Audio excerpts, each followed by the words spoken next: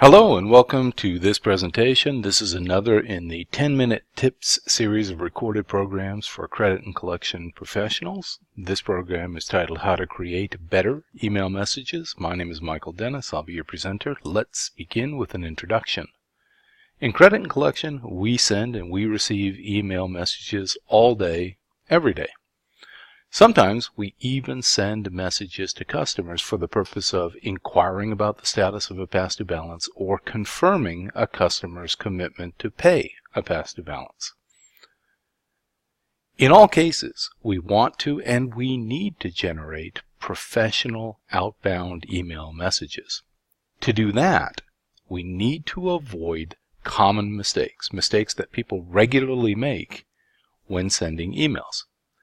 This presentation includes numerous ways to make your outbound email messages more impactful as well as more professional. I think it's really important that we remember to send confirming email messages every time a customer makes a payment commitment.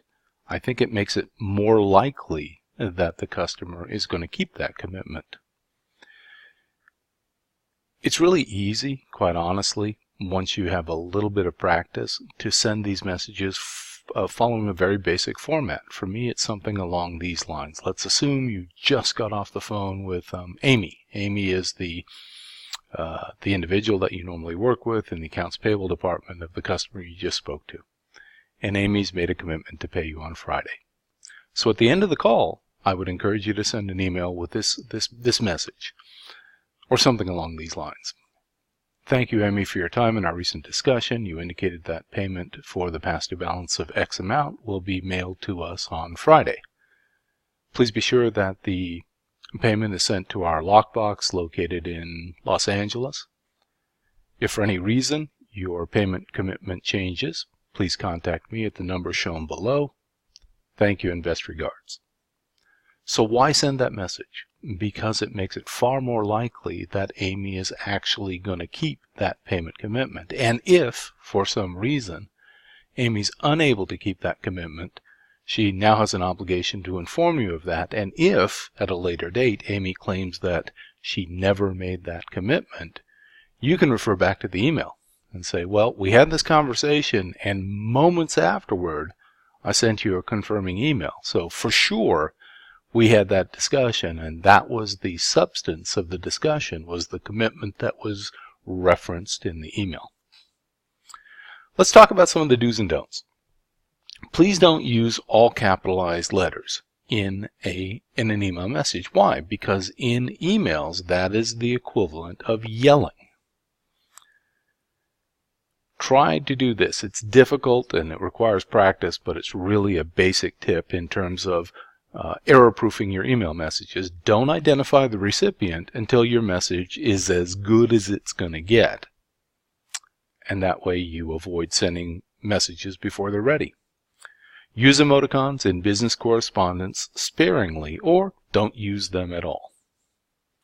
And from my perspective, it's especially important in messages to customers that you don't use emoticons, because they don't, from my perspective, convey the right sense of urgency.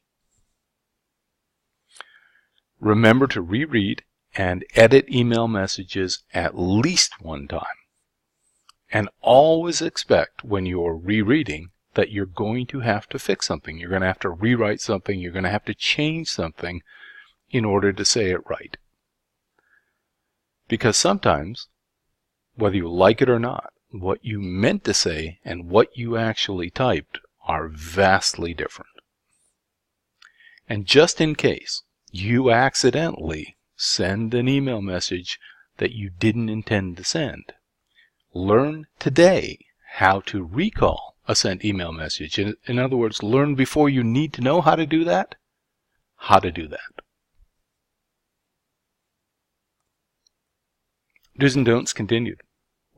Please limit the use of abbreviations and also limit the use of jargon or slang. If your goal is to make certain that your message is easily understood, then you don't want to use terms or abbreviations or jargon or slang that the recipient might or might not understand. Remember to use spell check and grammar check, but remember that this is not a panacea. It will not find every mistake that you've made, and therefore you also need to, again, read and edit and expect to find something that you're going to need to fix. Try not to copy more people than you need to on your outbound email messages. Basically, this is a reference to the Goldilocks rule, right? We don't want to send an email to too many recipients. We don't want to send an email to too few recipients. We want to try and focus on sending a message to just the right number of intended recipients. Please never send email messages, especially to customers, when you're angry. Why? Because unfortunately, email messages are permanent. You don't get a do-over. That email can come back to haunt us in a day, a week, a month, a year, because, again, emails are essentially a permanent record of what was said and when to whom. Do's and don'ts continued. Remember to make reference to any attachments in the body of an email. What you don't want to do is assume that the recipient sees that you have attached a document. So instead, you want to point to the document in the email. For example, you might say, please find attached the proof of delivery that you requested. If you don't know how to do so, again, this is the right time to find out. Consider requesting a read receipt on important email messages, especially emails including supporting documentation that have been requested by a customer, or emails in which you are either requesting payment or you are confirming a customer's payment commitment. When you send an email, provide multiple ways of contacting you. For example, you might give your work email address as well as your personal email address. You might give your work phone number as well as your personal cell phone number.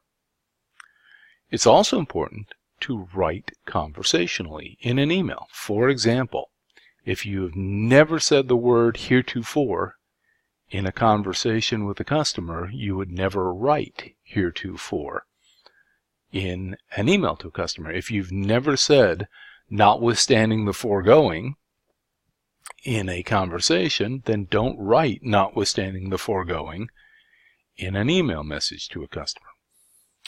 Well, thank you. Thank you very much for your time and attention. I hope you found this program to be interesting and informative.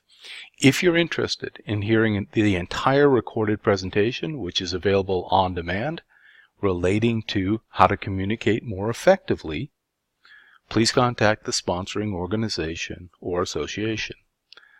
Have a great day.